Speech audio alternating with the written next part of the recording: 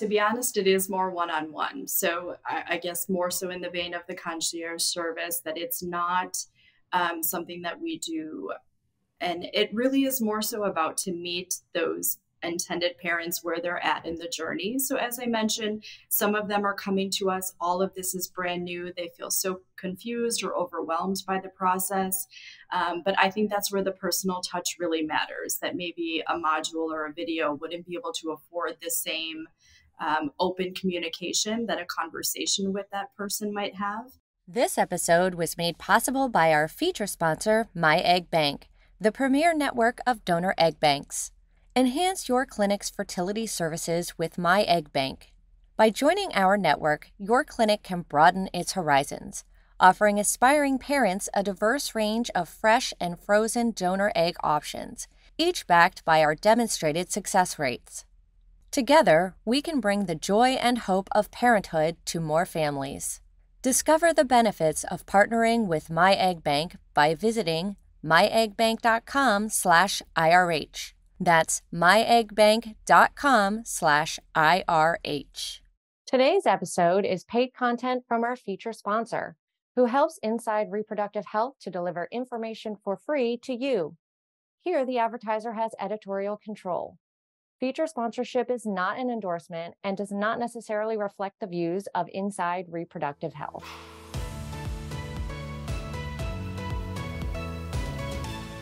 Capacity, reach, concierge service. Those are three themes that come to mind when condensing what's necessary to grow your third-party IVF program. And can you grow your third-party IVF program not just without straining your capacity in the clinic and the lab, but adding to your capacity in the clinic and the lab? I explore how fertility practices are leveraging these systems to grow their third-party programs, particularly their donor egg IVF programs. And I do so with Betsy John. Betsy is the business development manager of MyEggBank. She's worked there almost 12 years. And I think she's someone you'd like to know. I think she's someone that in some years' time, you're going to enjoy saying, oh, I know her from that podcast episode. I connected with her after she came out on that podcast episode. Here's what we talk about. We talk about what concierge service looks like when serving your patients. We talk about quality controls. We talk about the burden that third-party nurses have, third-party coordinators, third-party directors have, and what you might be able to do to alleviate that burden. We talk about MyEggBank's massive capacity, nearly 200 egg donors at any given time, not an application phase, ready to go. We talk about the scope and diversity that fertility practices need from their egg donor population in order to be able to grow their programs. We talk about how being able to offer both fresh and frozen donor cycles is necessary and how MyEggBank helps with each. We talk about embryo banking, being able to purchase all the eggs from a donor. And we talk about MyEggBank helping with embryo creation, which I found very interesting because if you're growing your third-party IVF program, you're taking away capacity from your lab. But if you have someone else that you trust doing the embryo creation, you are getting capacity back. We talk about things that fertility practices want to stay away from when they're working with a new egg bank, when they feel limited, when they feel concerned about where other banks are recruiting their donors, about not having a commitment of how many donor eggs you need to order from. We talk about having resources that you can use to educate patients, help retain them, help convert them to third-party IVF if donor egg is indeed a need of theirs. MyEggBank has a starter kit that they use for all of their affiliate centers. We'll have a link to that. I would get it. It's free. It's useful for your patients. And we talk about the trends that Betsy sees on the horizon for donor egg IVF, including artificial intelligence for facial recognition and some other applications. Enjoy this conversation about advancing your third-party IVF program with Betsy John from MyEggBank. Ms. John, Betsy, welcome to the Inside Reproductive Health podcast. Thank you for joining me. Thank you, Griffin. It's a pleasure to be here.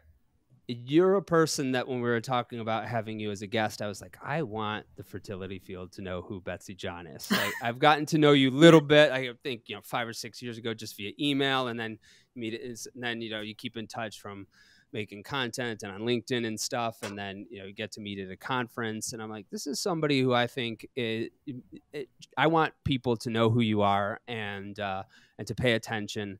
I think you're a rising star in this field. And I've enjoyed getting to know you. And I want to crawl into your brain today to really understand what's important to intended parents, what's important to donors, and through that lens, what's so important in the relationship between an egg bank and the clinic, because you've been at this for a little while, and MyEggBank has been a growing operation. So, what type of feedback do you get from affiliate centers that you work with? What are they telling you that their needs are? What are they telling you that they like and don't like? Yes, absolutely.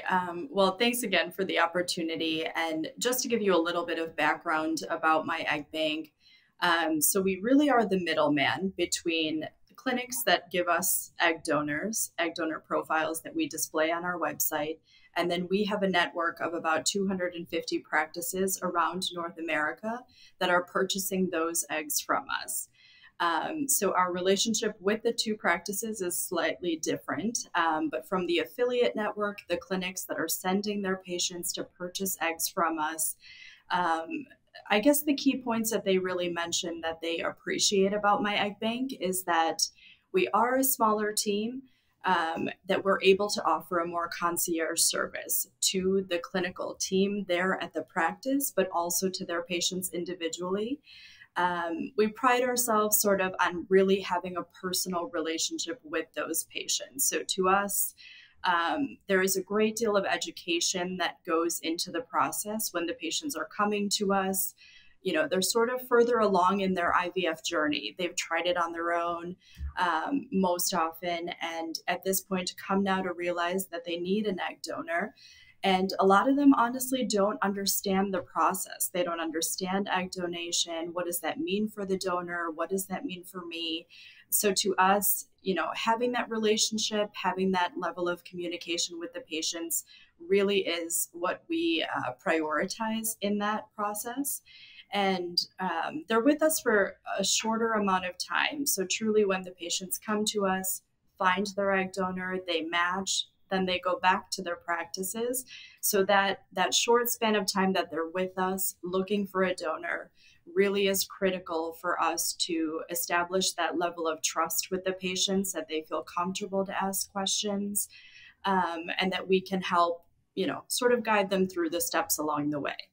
You mentioned that in that short span, they're looking for concierge service, they're looking for education. What does concierge service look like? What is it that they need special attention for? Probably just in the donor search and just understanding the levels of complexity there, that a lot of the intended parents, you know, come in sort of with those general ideas of, I want to find someone relatable to me, a donor that maybe has my background, either racially, ethnicity, or looks like me, looks similar to me or my partner. And then also in the essays, I think to really feel that connection with the donor, that you get a sense of their personality, you sort of get a sense of how would it be if this person was part of your family. And then also the genetics piece, I would say that's probably very big in the patient's understanding of what's compatible, what's not, what do I need to look out for? Is there, you know, something with the blood type, something with the family medical history that I need to be concerned about? So there's various touch points through the process that I think we're able to really hone in and kind of guide them through, walk them along. We assign the majority of the clinics with a specific coordinator from my egg bank. So it's a very fluid relationship. How do you do that? Meaning when in these different touch points, because your user interface is such a way that it seems like it would be, you know, it's pretty easy to find the donor that you want that looks like you and to see the background from you. But it sounds like they just need a little bit more attention, a little bit more where that concierge service comes in. So what do you do in those touch points? Right. So I think it's a good opportunity for us to explain to the patients, you know, sort of what our screening for that donor involves. There's going to be various points through the process that we are educating the donors. The donors go through a rigorous screening, but we're also following our standard of protocol. So along with ASRM, ACOG guidelines. We as MyEggBank have our own guidelines that the centralized team that's reviewing all the applications that come through is really able to hone in on our gold standard of what's acceptable criteria. So getting the patients to sort of understand that while everyone may want to apply, not everyone's going to make it to the point of being able to donate. Sort of the reasons of what that exclusionary criteria might be, that if it's, a question of health or their response to the medication, that we're doing everything we can from a medical standpoint to be sure that that egg retrieval or that egg donation cycle is going to go seamlessly. How do you scale that education? Is it just an onboarding session with each patient? Do you have like learning modules for them? Do you invite them all to an info session to do it once? Tell us about that. Yeah, to be honest, it is more one-on-one. So I guess more so in the vein of the concierge service, that it's not something that we do. And it really is more so about to meet those intended parents where they're at in the journey. So as I mentioned, some of them are coming to us. All of this is brand new. They feel so confused or overwhelmed by the process. But I think that's where the personal touch really matters, that maybe a module or a video wouldn't be able to afford the same open communication that a conversation with that person might have. So we really do, with every order that's placed, we're reaching out to those patients with a phone call or an email to start. Just, hey, I see that you've matched with donor 123. Did you have any questions that we can help you with? Let's talk about next steps together and see if there's any just general questions that we can answer. Tell me more about what the talking about next steps often entails. Yeah, so even for the patients, it is a blurred journey, I feel. They kind of go into this not really understanding the steps. So we really like to highlight, you'll get the access to the website by just signing up on our site, myeggbank.com. Once they create their patient account, they'll be able to see the full donor profiles. But we do leave the responsibility of granting access for patients to place orders on the clinics. So we want the clinics to say, yes, Jane Doe is my patient and she's cleared to move forward to make a donor egg purchase. So once they've, flipped that switch of a button, the patients will have the ability to place an order. They're making a selection of how many eggs they want to purchase and also which program option they want to purchase. So it's a level of a guarantee. Do you just want egg survival? Do you want an embryo blast guarantee? And they can read through the different offerings that their clinic offers through us on our ordering page. Once that's completed, we have a 5 to 7 business day window of consent forms, payments that need to be made. And that's also the point that we look for any genetic screening. So if the donor is a positive carrier of a condition, we're going to request additional genetic testing for the sperm source just to ensure that there's compatibility there. There's no question of that.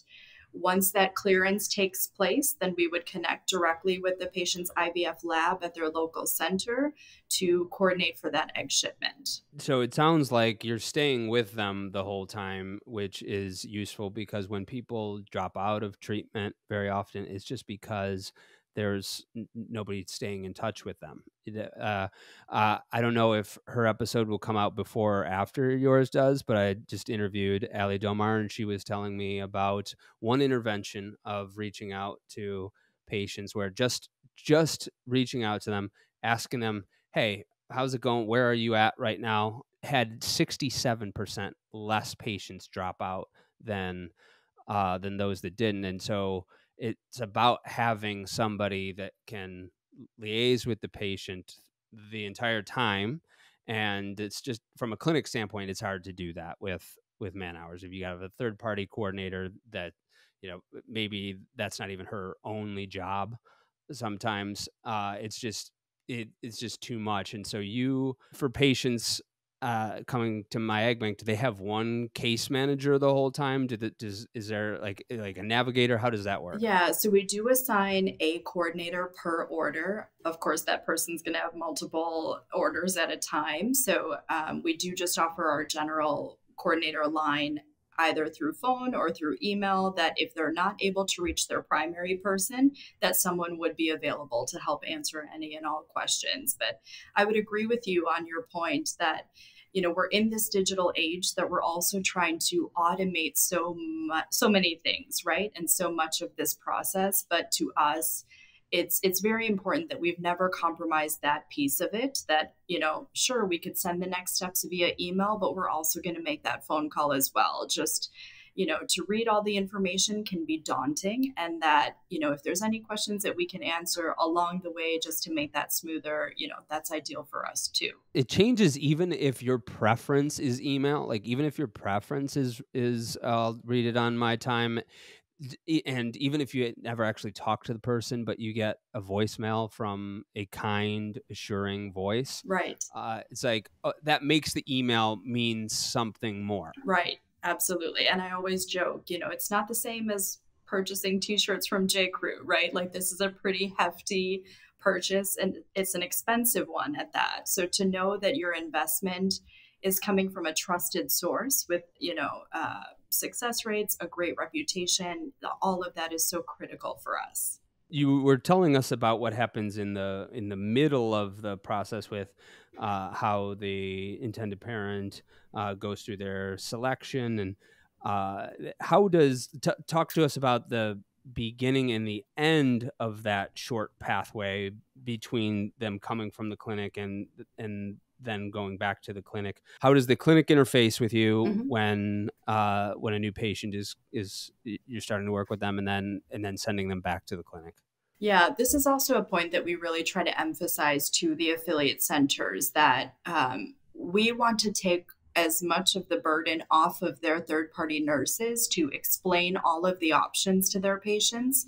That if they just make that referral, hey, here's an egg bank that we're working with, one that we're comfortable with, feel free to reach out to them with any questions. So as I mentioned, we do have, several program options available, and we can't expect the nurses to remember all of those things. So it is our preference that they would have the patients reach out. They're going to create the accounts. They would reach out to us directly with any questions they have.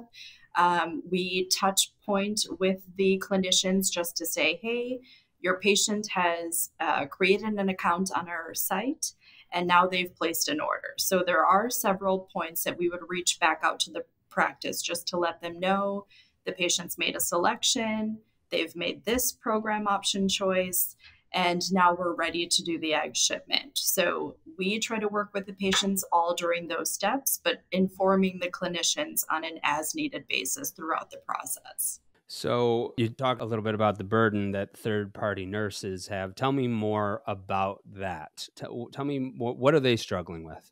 Yeah, it's interesting. In the last couple of years, I would say, we've had a lot of the centers that have newly joined with us just say, we can't manage the load, right? We're just having more and more patients that are needing egg donation.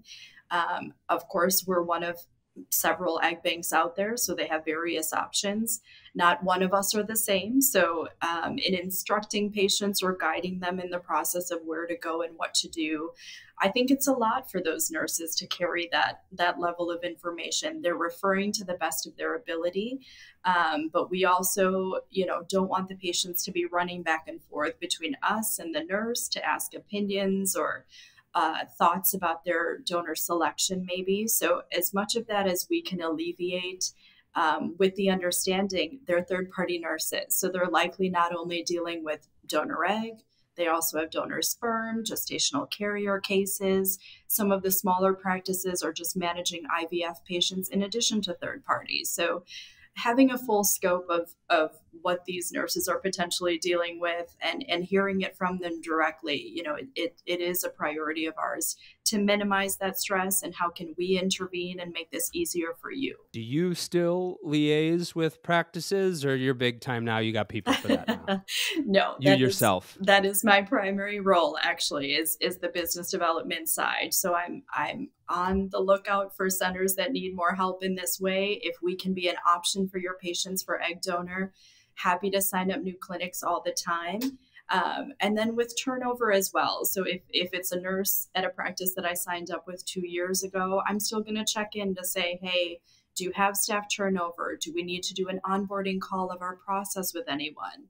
And then also setting up that training for our embryologist as well. So that's still very much my role in the process. So you're talking to clinics that are newly joining you as well as those that have been with you in the past. But for those that are newly joining you, what few things are they bringing up to you that generally indicate why they're there having that conversation with you? Like back when we were doing marketing for fertility clinics, it would be a handful of things. If it would either be they had some need, like we're just not seeing as many new patients as we used to be, or we are seeing lots of new patients, but we need help converting more to IVF, or they would maybe say, we're doing well in those areas, but we have an office or a couple docs over here, and we need help getting these particular docs up to capacity.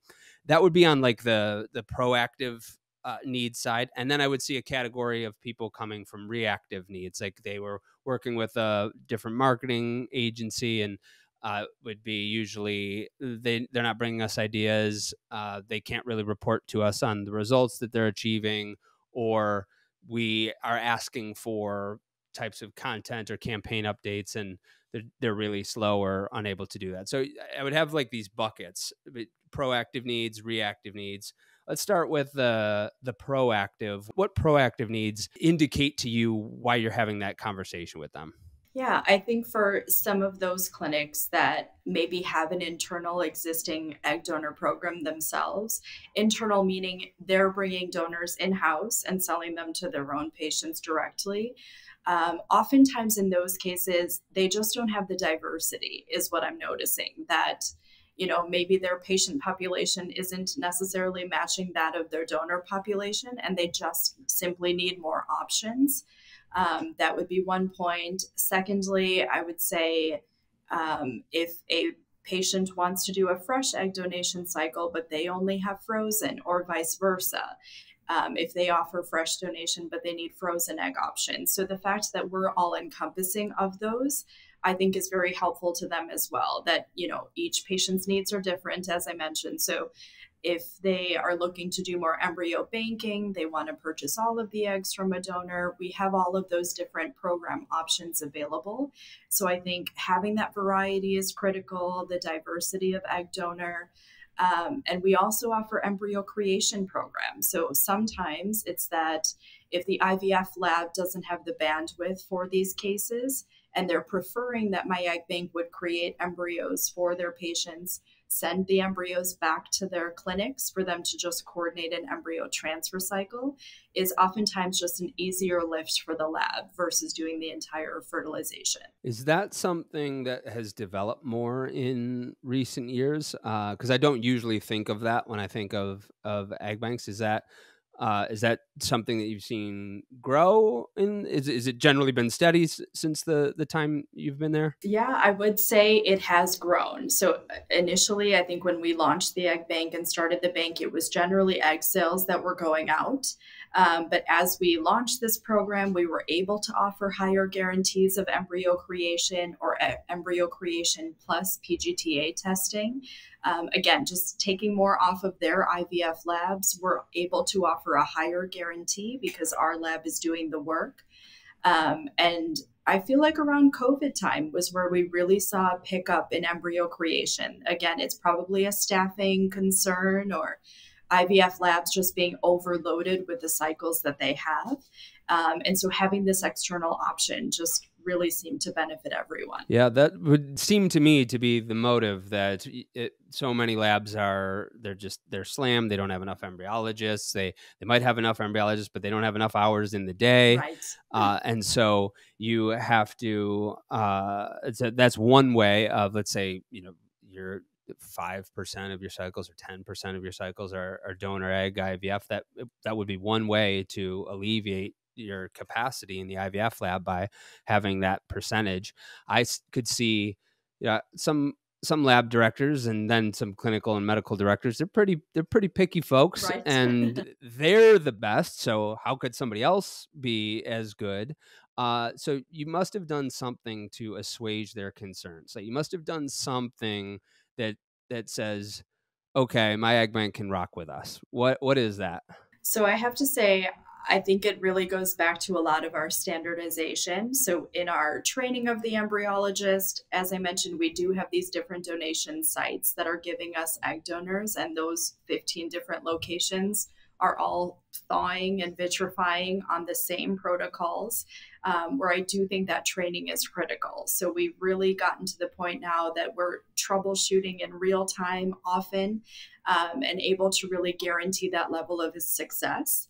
And we stand behind our guarantees. So we're really confident in the work that we do. And if we're unable to meet that guarantee, we offer the patients a replacement cycle at no cost to them. So we feel strongly enough in the product that we're offering. I think the practices that were willing to experience that got to see that and have built that trust over time. And more than that, our platform is also customizable. So for those labs that are rock stars and they want to do it all, they just want to do egg sales, we can customize which guarantee options their patients can see. So when they're in our ordering portal, all of the affiliate centers can have whichever guarantees they want to be in our program offering menu. So that really helps out as well in those cases. One of the other reasons that you mentioned is the scope of embryo banking and the scope of buying all eggs from a donor. So does that mean that sometimes people are only able to buy certain batches of eggs from a donor and not all of that donor's eggs? Am I understanding correctly? And then two, what's the significance of that? Yeah, absolutely. So generally for our frozen egg purchases, the patients are purchasing them in a lot of 6 eggs. So that's as a standard what our process looks like. For couples, a lot of same-sex couples that want to do more embryo banking, they know they want a genetic sibling match, want to have more eggs to work with. So we started our fresh program that follows embryo creation. So it's still the same plan that the sperm is being sent to one of our labs. We're doing the fertilization on the day of the donor's egg retrieval. And when we say all eggs, we do define that as capping out at 18 eggs. So any and all embryos that are created out of those 18 eggs will be frozen for those patients for future use of embryo transfers at their clinics. So it's for those folks that they know, hey, we're going to likely want a genetic sibling in the future, and so it sounds like that's an advantage that you all have to be able to offer that. What about on the fresh and frozen side? Like, why is having both still important? And this is just my ignorance of embryology, because when I'm talking to clinics, they say, "Oh yeah, we're mostly using frozen," and then others will say, "Yeah, but we have to have fresh donors too." And so, why are both still important? Why are they both still important to clinics? Yeah, it's an interesting question, and we talk about it often that in the IVF culture, we've just seen the pendulum swing kind of both ways. That when we first launched the egg bank, everyone was all about frozen eggs. It helped make the process timing wise move much faster for the patients. So when they matched, the eggs are already frozen and ready to go. So it made the process quicker for those intended parents. They're purchasing the egg number that they want to use or that's recommended by their practice. We ship the eggs out. Generally, those orders are completed within 2 to 3 weeks if genetics are all compatible. So it allows them to start their next cycle much sooner.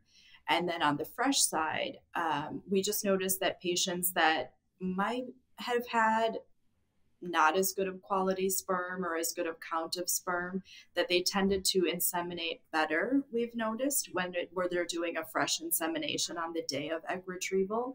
So we wanted to have options for patients in all capacities, wherever they're at in the journey, whatever their medical concerns may be, and whatever their future goals are. Are you just wanting 1, maybe 2 children out of this? Are you trying to grow a larger family with potentially 3 to 4? So just to be more all-encompassing, that we're meeting the patients where they're at, we're guiding them through this journey, and we just have all the options available to you. So frozen asynchronous, patients can do it on their time and clinics can do it on their time, and you can be a lot more adaptive with the schedule. Fresh seems a lot more logistically difficult, though there might be some reasons for it, like you mentioned, some malfactor reasons and perhaps others. Uh, how does fresh work with you all being, in different locations than all of your affiliate centers? Yeah, so it's interesting in that fresh through donor agencies is very different in that the donor's coming to you, to your local clinic. So, as I mentioned, our fresh program follows our embryo creation model. So, we're going to work with the intended parents to have the frozen sperm sent to our lab in time for the donor's egg retrieval.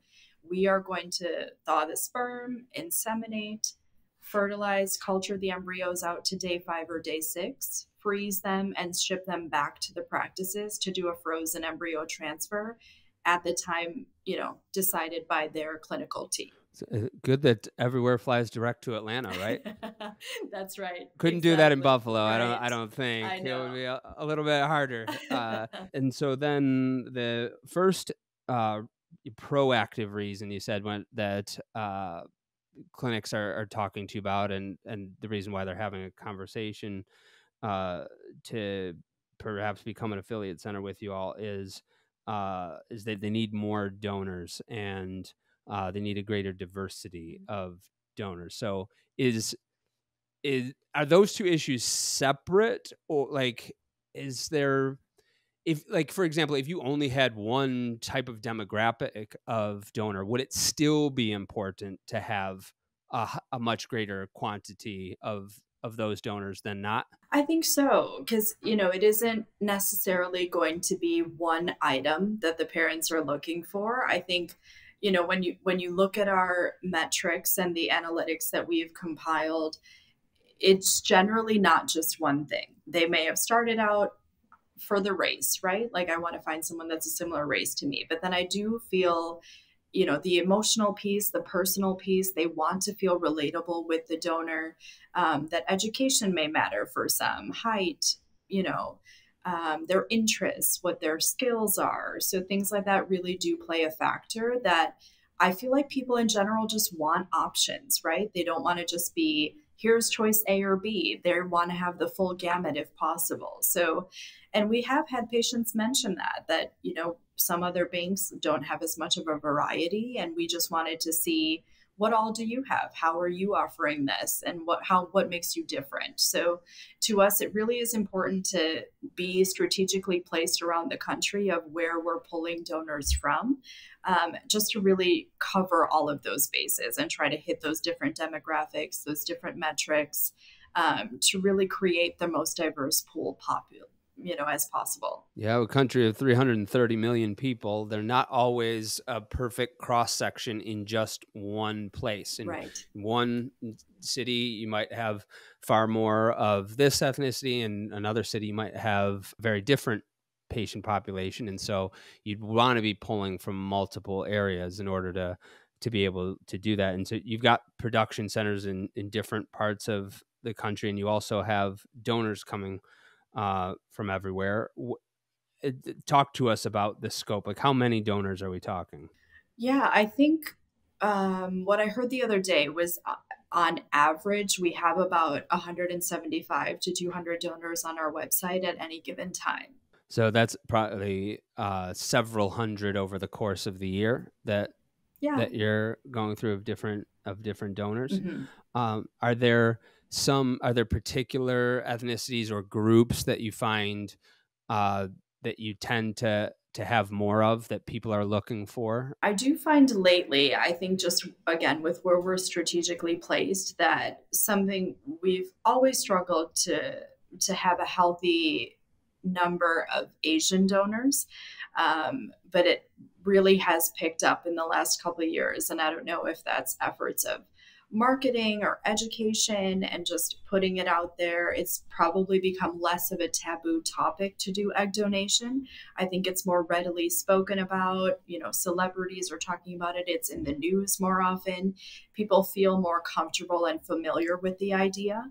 So we're seeing an uptick there, which is nice. I think for a lot of those patients that have been struggling or looking for years are now really able to meet those needs and find those patients. So it's great. Is that as true for East Asian donors and Southeast Asian donors and South Asian donors? Or do you find that we have more of these particular donors that are really hard to find, or are all three of those subgroups typically harder for people to find donors for? Yeah, I would say all three of those subgroups are typically harder to find, but I do think there's an increase in them. So that being said, over the years, it's interesting how we notice that it's trending that for whatever reason, it's just becoming more known, more acceptable. I think maybe things that would have been a taboo topic to discuss in your families or, with your friend groups, that maybe is now just becoming more acceptable. So we are seeing an increase in those populations. And people are coming to you, practices are coming to you because you've got 175, 200 of them at any given point of different ethnicities, but you have, because of that, you're reaching more of these normally harder to find egg donors, and sometimes they just need that. That's what brings you to them. So we went over these what I would call like proactive reasons, where the potential affiliate center is not unhappy with something, but they have got a need. Like, we need more donors, we need greater diversity, we need the opportunity to be able to do fresh and frozen, we need the opportunity to do embryo banking and to buy all the eggs from a donor. We need the opportunity to do embryo creation, and hopefully alleviate some capacity from our lab.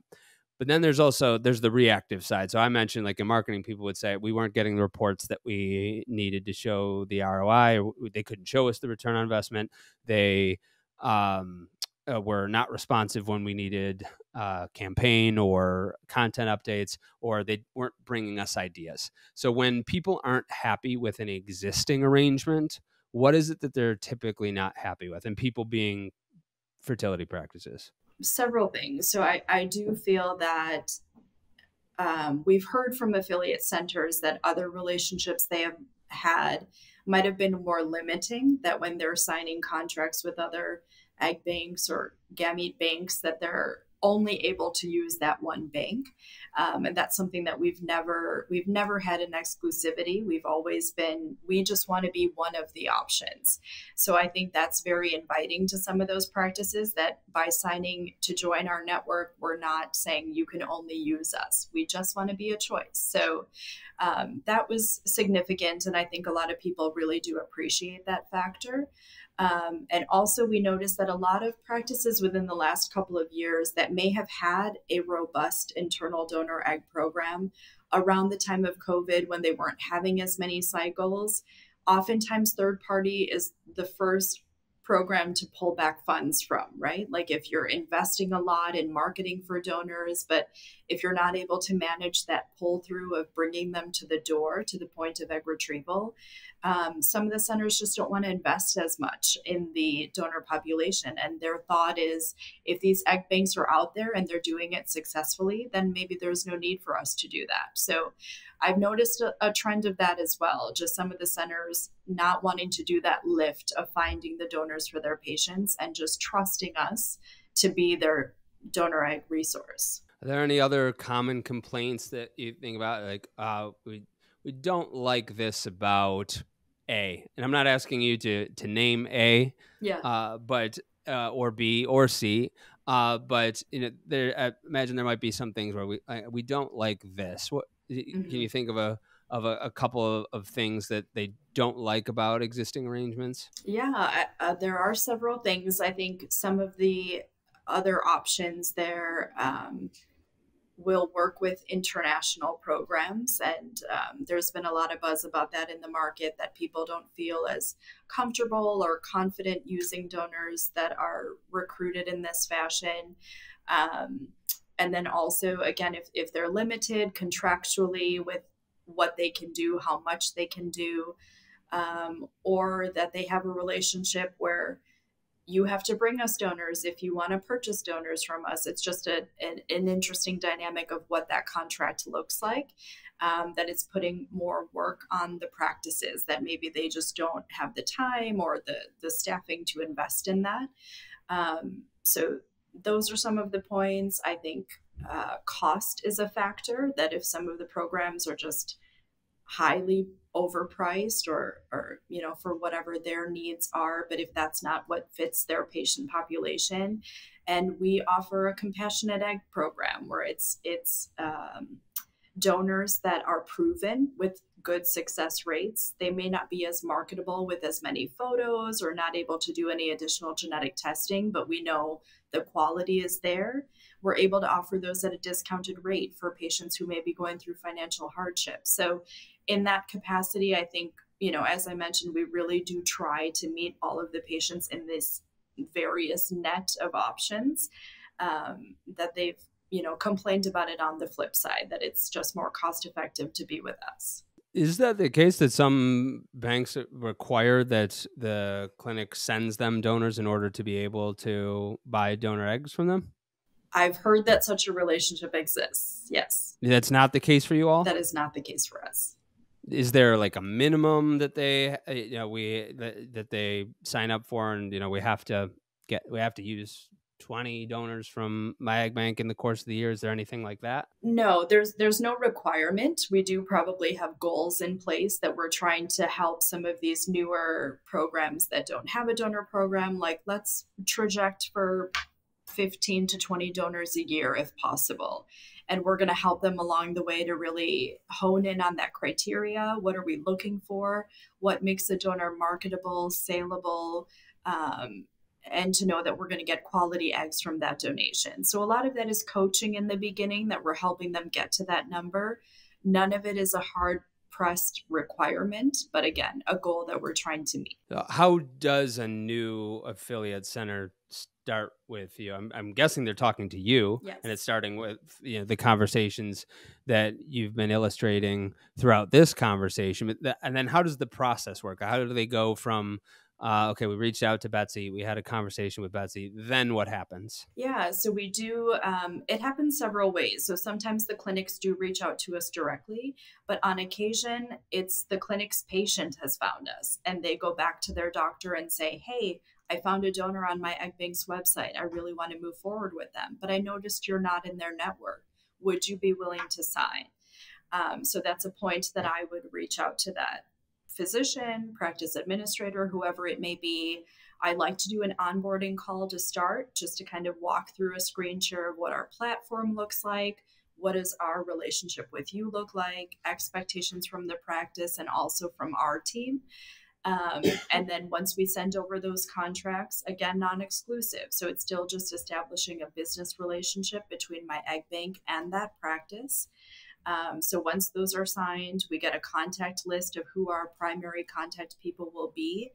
Then I set up an onboarding call with those people. So we'll do a clinical onboarding call with whatever your third-party team looks like. Same thing. We walk through the process. I answer any of their questions. We talk about genetics a bit. What panel are you testing your patients on? This is what we use for our egg donor. And then we also schedule to do that onboarding with the embryology team. So that's also critical. We do that as early on in the process as we can, that our embryologist will reach out to their embryology team to do a virtual training. So it used to be in person, but now we do it virtually. It's about an hour to an hour and a half where they just walk through our entire process. We're going to reach out to you to coordinate egg shipment. These are our protocols for egg vitrification and thawing, medication protocols. This is how to enter outcome data into our portal.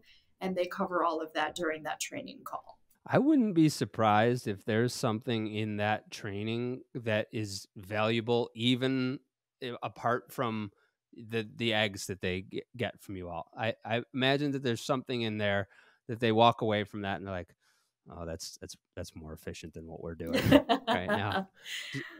I would hope. Do you ever get so. that kind of feedback? Yeah, I mean, I do think, in general, people feel we are a well-oiled machine. We pride ourselves in being the first frozen donor egg bank in North America. So, we've been at this for some time at this point, and I do feel like while things come up every once in a while, for the most part, we feel pretty comfortable with the process, understanding what it is to work with a larger university practice versus a small single practitioner in the middle of the country. So we know what those nuances are. We've, for the most part, ironed out those kinks and have figured out how to work with them successfully. What do you view as a couple of like different kinks that you see, maybe that a smaller practice has that a larger practice doesn't have, or vice versa? What are like a couple of the kinks that you're like, I would not have known that if I hadn't been working in this field for X number of years, but I do know that if I see a practice of this size or in this area or whatever, I've got to be on the lookout for X. Can you think of any of those things off the top of your head? Yeah,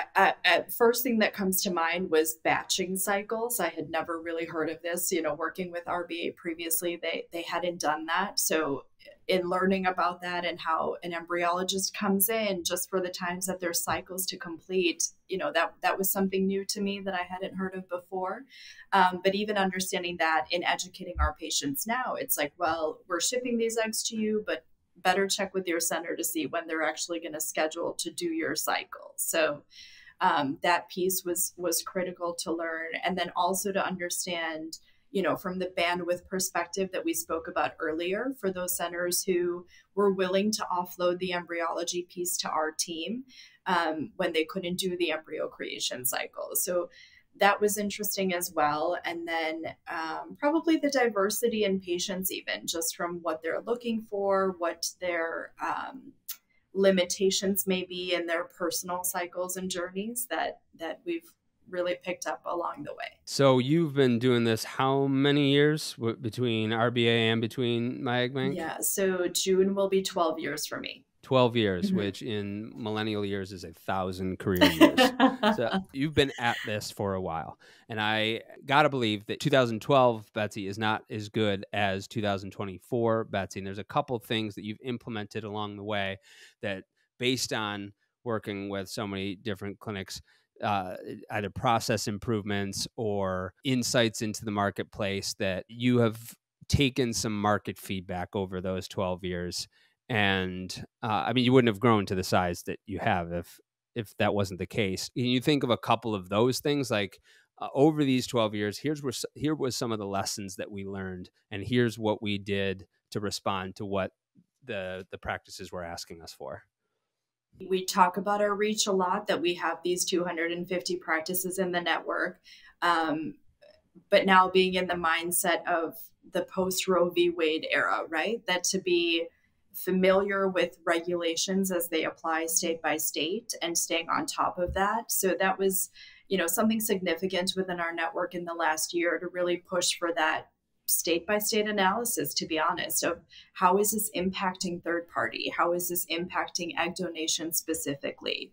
There's rules changing in Colorado and New York that we're trying to get ahead of that and really stay abreast of what's changing in that landscape, and to be sure that our consents are reflecting what's required, that our patient education piece, that we're counseling patients appropriately in the world of 23andMe, Ancestry.com, just really educating patients that while we coined the term anonymous egg donation in the past, now we truly just say identity protected, that we, in the best of our ability, will protect you, your name, your identity.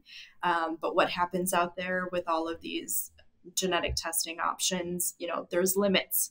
So really getting patients to understand that anonymous donation versus known, it just seems like that landscape has some changes going on too. So we're proactively talking with our legal groups about that. How can we stay relevant, but still compliant? So that's really the significant things, I think, in the last couple of years that we've really tried to hone in on. You all have some resources for clinics too, which I think is useful, because there is a drop-off point very often after a failed cycle, or after maybe somebody's finding out that they need donor egg for the first time and they're thinking, oh, we're going to go in using IVF with our own eggs, and then somewhere between the first visit and the follow-up, they find that's not the case, or maybe they've done a cycle or two.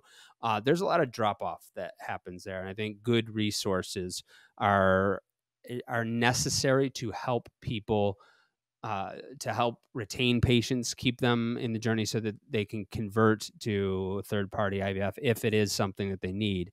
And you all have some resources, like you have a kit, and I think we're going to be sharing that, in the link to this episode, and I think we might share it some other places, but it's something that people can give to their patients that helps to educate patients. And I think it's probably a useful resource no matter what egg bank that they're using.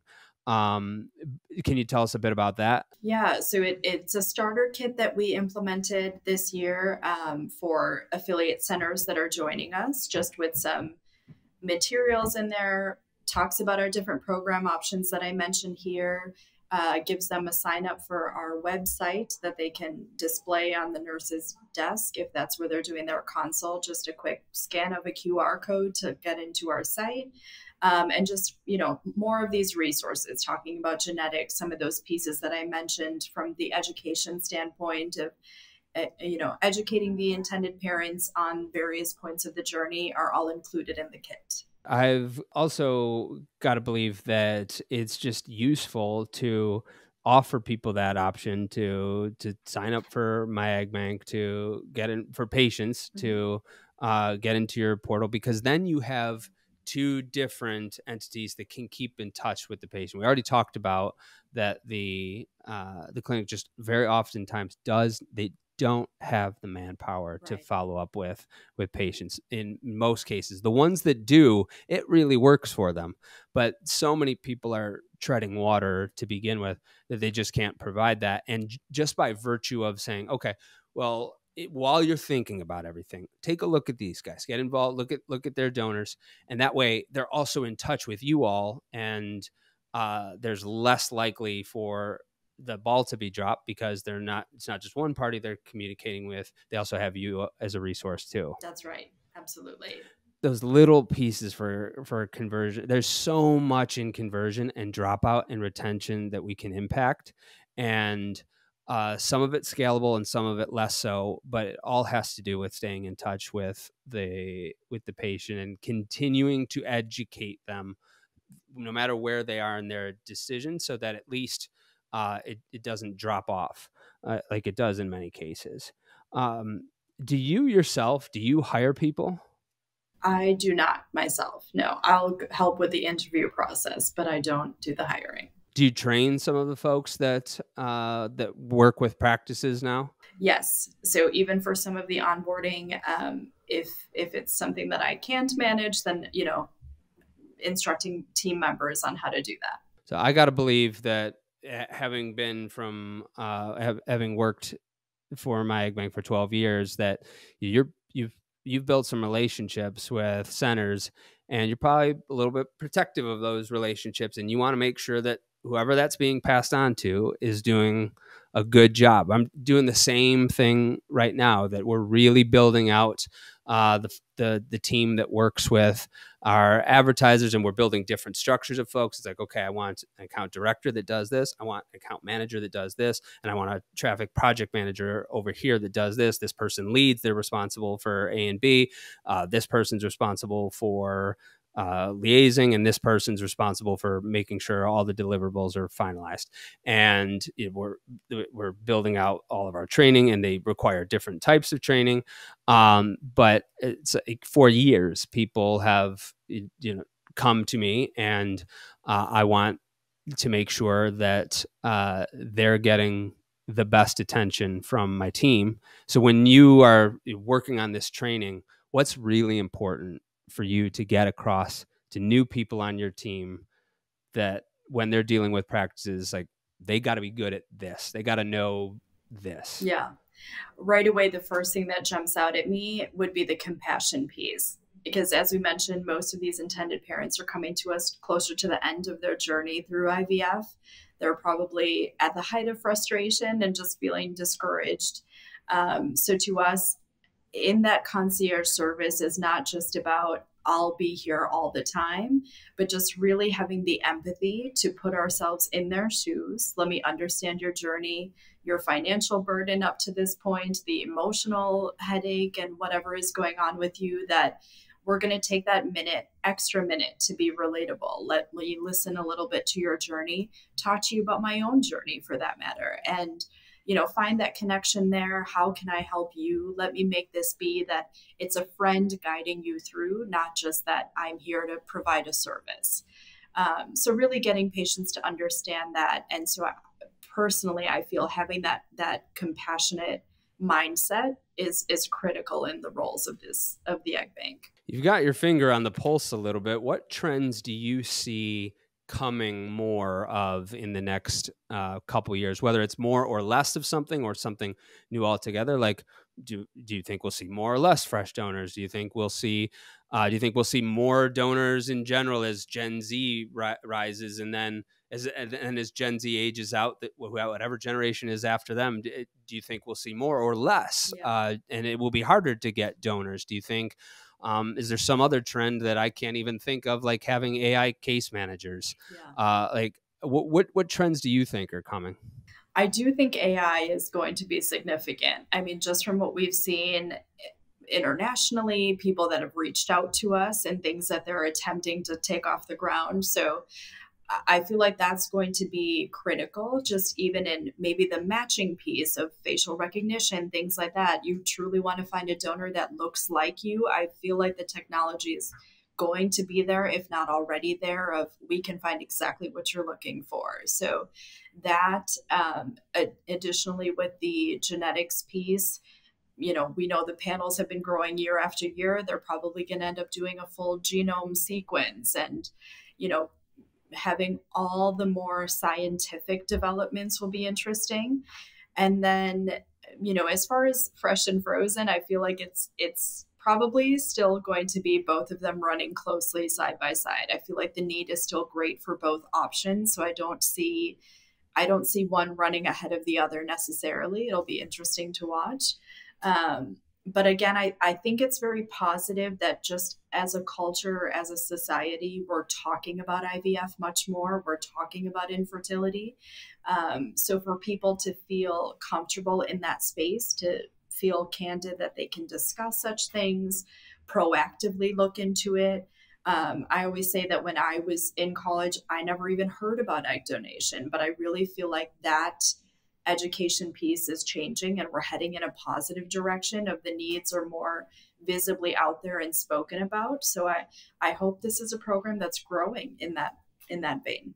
I think people should do two different things. I think that they should go to the MyEggBank link and that they should get the kit, and because it's an easy way to start a conversation with you. It's also is a free resource for their patients. I also think that people should go on LinkedIn, find Betsy John, connect with Betsy John, and I think that most people don't watch the video for this, Betsy. We put it out there, but the majority of people either listen.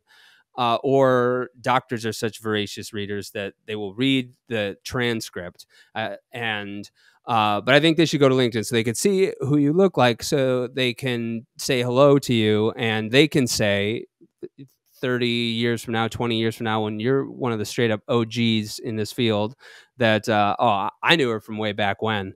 I think they should do that. But, and I'm not saying that just to, I'm not saying that for flattery. One, I'm saying it because MyEggBank has grown as a company, with you and also apart from that. It's what they've built.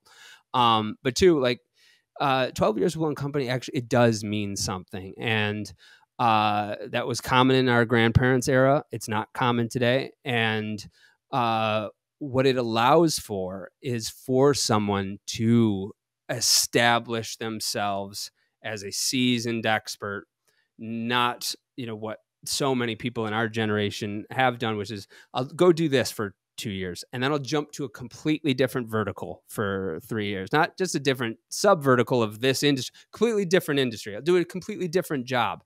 And I think so many people in our generation have been robbed from expertise by virtue of your tenure, by virtue of what MyEggBank has built. I'm going to let you conclude, though, Betsy. How would you, of all of the topics that we've talked about, of what clinics are looking for, of what patients are looking for, where egg donation is going, how do you want to wrap up? Yeah, thanks, Griffin. Again, I sincerely appreciate the opportunity and just being able to speak on here about these topics. And, first and foremost, I do, want to credit my team along with myself. It's Deb Messerat is our Director of Clinical Operations, one of the founders of the Egg Bank, and truly, with her guidance, I feel like we've made leaps and bounds progress, and I do feel that we're all in this together. So we're, navigating these areas together as a team. And also for our network, for some of those legacy centers that have been with us from the beginning, we respect you. We appreciate you. We're so grateful for you. And for the new ones coming on, I know there are practices out there that maybe we haven't connected yet. Would love an opportunity to do so. So feel free to click the link at the end of the podcast. If there's an opportunity for us to connect, I look forward to that.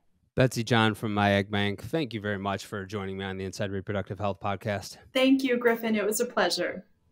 This episode was made possible by our feature sponsor, MyEggBank, the premier network of donor egg banks. Discover the benefits of partnering with MyEggBank by visiting myeggbank.com/IRH and receive our complimentary starter kit of resources. This exclusive offer provides a glimpse into how we can enhance your clinic's fertility services and streamline the partnership process. Join us in making a meaningful impact on the lives of aspiring parents. That's myeggbank.com/IRH. Today's episode is paid content from our feature sponsor, who helps Inside Reproductive Health to deliver information for free to you. Here, the advertiser has editorial control. Feature sponsorship is not an endorsement and does not necessarily reflect the views of Inside Reproductive Health.